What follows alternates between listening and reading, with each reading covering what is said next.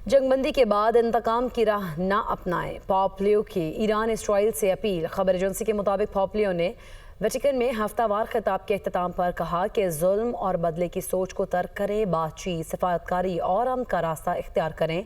उन्होंने आलमी बरादरी से भी अमन के लिए संजीदा इक़दाम की अपील की है।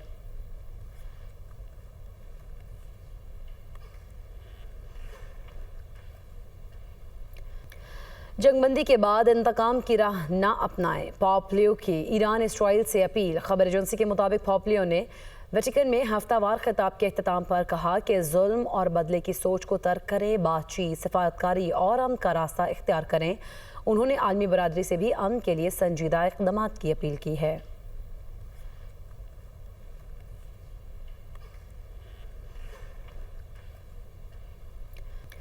जंगबंदी के बाद इंतकाम की राह ना अपनाएं, पोप लियो की ईरान इसराइल से अपील। खबर एजेंसी के मुताबिक पोप लियो ने वेटिकन में हफ्तावार खिताब के अख्ताम पर कहा कि जुल्म और बदले की सोच को तर्क करें, बातचीत, सफारतकारी और अमन का रास्ता इख्तियार करें।